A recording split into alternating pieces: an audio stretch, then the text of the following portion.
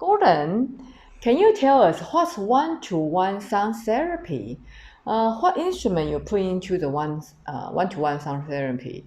And before you answer, if you haven't subscribed our video and hit the button of the bell, please do so, because we have more interesting topic maybe you are very, very fancy about.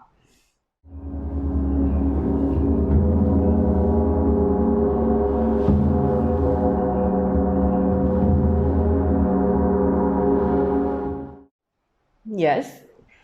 So, one-to-one. Sound therapy. Sound therapy. Yeah. Sound therapy, sometimes we call it in English sound healing. Although I'm actually more inclined, I mean, in English at least, we've had, Yiling and I've had discussions about this. Therapy and healing in Chinese probably are very similar, whereas in English they've got a subtle difference. Okay, so we jump.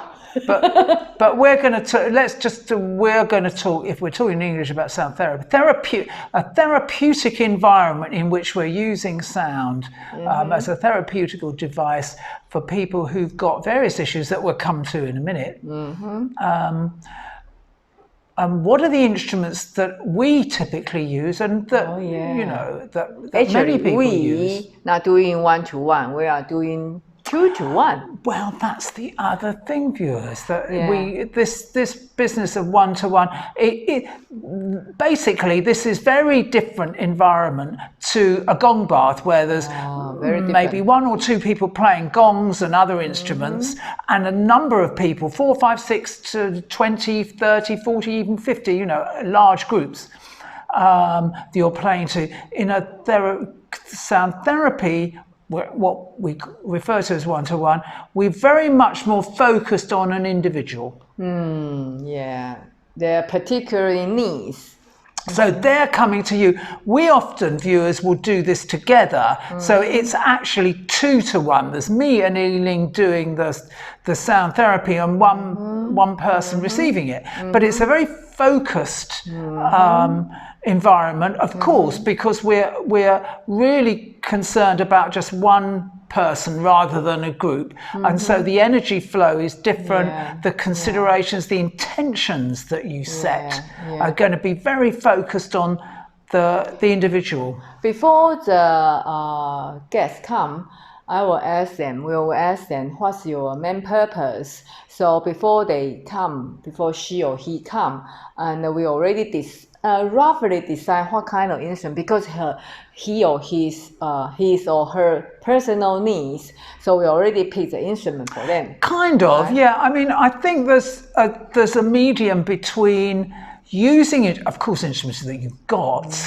the environment that you're in. I mean, it's obvious that we could do a whole series of videos on one-to-one sounding. Maybe we'll do some more. That's a training. But many hours training. But at least the environment that you're in has got to be tranquil, and you want enough space to be able to move around the person. Usually, it's very helpful if you can actually go 360 degrees around them. Oh, you jumped into that. Set up instruments around them. But the point about the responding to the needs of the person that's coming to consult you, I'm avoiding using the word patient. I'm really not comfortable with that in the therapeutic. I didn't say patient. Yeah, I don't like the word. Don't like to use it. But the person who's coming to see you for the sound therapy, when they come, you've got some idea of what their issues are, but then you will have a brief conversation, maybe 10 minutes, preparing them for the actual therapy, and also discussing what they, in more detail, what their issues they're bringing to the table, with the view to, at the end of the conversation, setting an intention around the session. Okay. That's really important. That's already arrived. And we already prepare tranquil and comfortable space. What kind of issues, Eileen, do we find people bring to these things that they want to kind of resolve? What kind of issues? Many people have a physical problem, like an issue like insomnia or like the tense, and some people want to fulfill their dream. Many different. What I was thinking was how enormously wide the issues that people have. They range from actually physical ailments. People might be recovering from operations. They might have long-term physical issues or mental issues, sleeplessness, migraine. Pains and so on, back pain and stress-related stuff. And of course, what we find is that very often related to non-medical things. So that stress can be people are uncomfortable at work, or they're having problems in their domestic environment, having problems with their relationships. So it's enormously wide, and it can be positive stuff that they want to change their job, they want to move, they want to develop a new relationship with someone, they want to get married, they want to get divorced, they want to have a better relationship with their children. It's amazing. I remember one woman said that when she came, and she said she wants to live a new life. She wants to change her life, open her, perspective. So that's a wonderful one. It's not always negative things that people are bringing to the table. I think that's the point. Very wide range. But we are influenced by, very, very influenced as the practitioners about what they're saying and the intention that they're setting. The intention is really important. That's the real focus, the nub of the whole practice. We enhance their intention. But certainly what I like to do is, how are these people, we generally have them lying down. So it's kind of, in that regard, it's similar to a gong bath, but we often have them on a raised massage table, don't we? Yeah, but I remember we also set up the very luxury pyramid.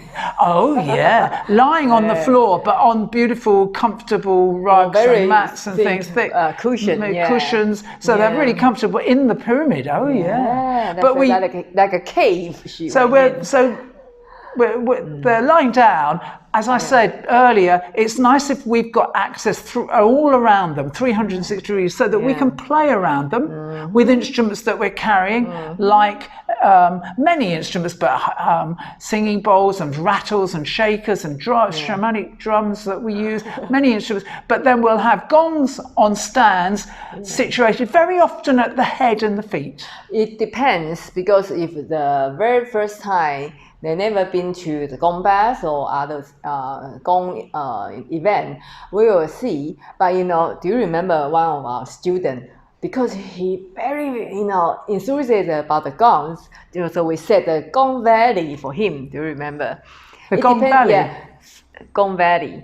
Yeah. What was the Gong Valley? I don't remember. Surrounding him. With surrounded by. Oh yeah, completely. That's very luxury. Yeah. It depends on what kind of situation it is. If the person they are very new to the gong, will be more caution. Yeah. But of course, I think the other thing is that if we're playing gongs, and any of the instruments that we're playing, they tend to be much closer to the person than in a gong bath, where so we have to be mindful that we don't play too loud.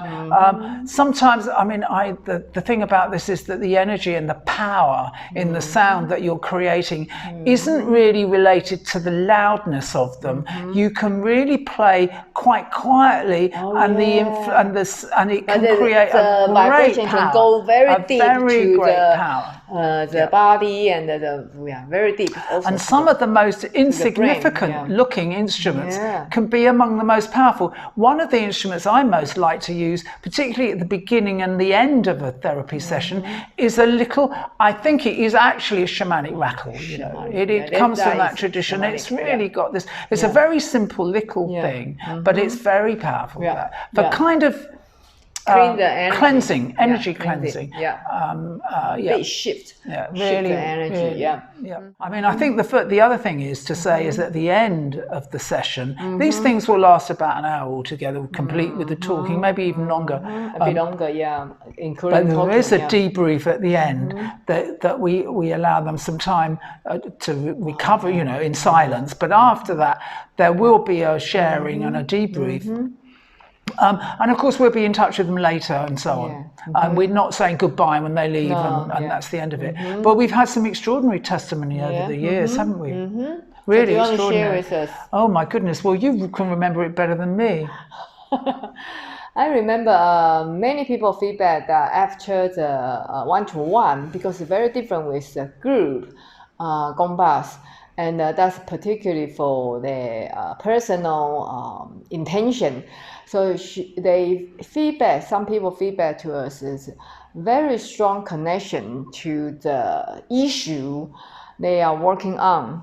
They're working on, so they can feel that the issue already shift or already change. The thought about the issue. Actually, you've mentioned this word shift once or twice in this video, Yiling, and I think this is really important because as sound therapists, that's really one of the things that we're trying to enact. It's not us. We're not. We might call ourselves therapists, but we're not healers. We're not doing any healing here. We're not laying on of hands and say, there's none of that's going on.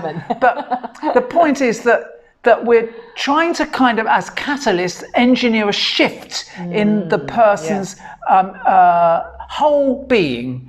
From we talk blithely of body, mind, spirit, but I mean, in this instance, the shift we want to involve all those levels in their existence because they're so often intertwined and connected, and it's the shift, and it's not as if you click your fingers, then as soon as they walk out the door at the end of the session they are healed or everything's resolved. Life's not like that, but it does mean that they're on the path to somewhere that they wanted to go. And often it opens up possibilities that they hadn't considered. I think that's the other thing I get from the testimonies. I noticed, especially for the people quite sensitive about their physical body or their emotion, the energy.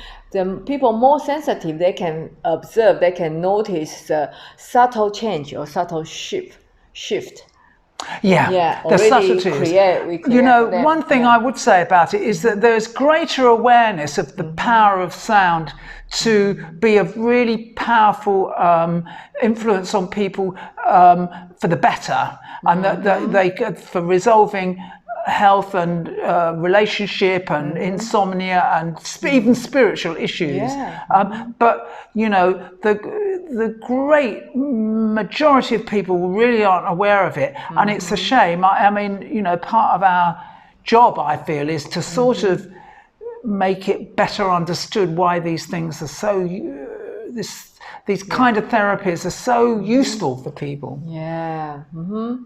I remember that many people come to us from China years ago, and it's difficult, people come from China now.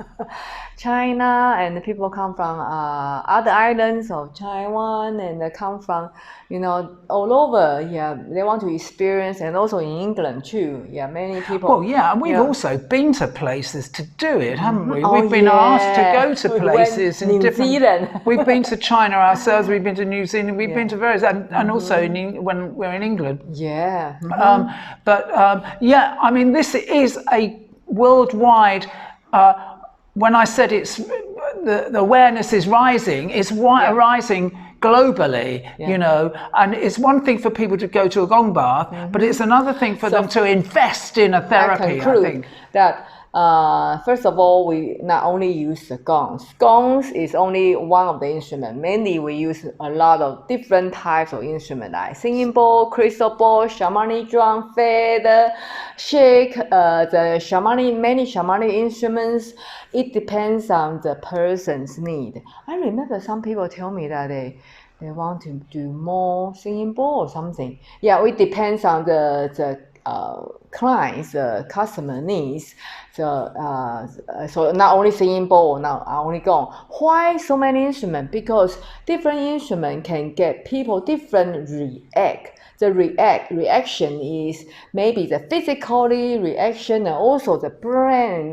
We change the instrument. They can change the sensation. Also, they change the how to say in the brain the neuron. The yeah, I know what you're saying. When you were talking about that, I was just thinking that in fact we try and be guided as much by our intuition and our heart in this, and that. We don't try and overthink this, and we've got all these instruments around us, and we've got a vague idea of the structure of what we're going to do and the instrument we're going to play. Know the effect of the instruments. But we allow the instruments as much as anything, particularly the gongs and many instruments. The instruments that we will habitually use, we generally will use gongs. We'll often use singing bowls. We'll often use crystal bowls. We'll sometimes not always use shamanic drum. We're not always used, but we're guided as much by intuition and by our heart than by you can overthink this, you know, and try and be too rational. Oh, we've got to do this. We've got to set it up this way. We hope we can offer the total solutions, not only single instrument like singing bowl. Because people access to sound therapy. And also, I think that only singing bowl. I think the other thing is that people bring expectations. Oh, I only like singing bowl. Well, perhaps that's the only experience that they've had. And I think we can kind of lead them into new kind of sonic realms with other instruments that they've never experienced. And also the way that we act and the way we play them, you know, as well. If you are fancy about one-to-one healing, you can check the link down below. Yeah, I will put the link in the description box, so you can check it. And we hope you can open, all of us, not only you, also two of us. We want to open the door to the future, because we never know what happened. Yeah, very good. In the future. Yeah, very good. Okay, so anything you want to say? Yeah, one thing that I was going to say that I think we should perhaps make as another video is that in this day and age, these days, people are in many parts of the world are trapped in lockdowns and quarantines and so on. Is that perhaps we ought to try and do a video about one-to-one online? Is that viable? Could we do that? Would it be possible? I don't know. I don't know. We'll see. Yeah. Maybe we'll consider. Okay. See you next time. Bye for now. Bye.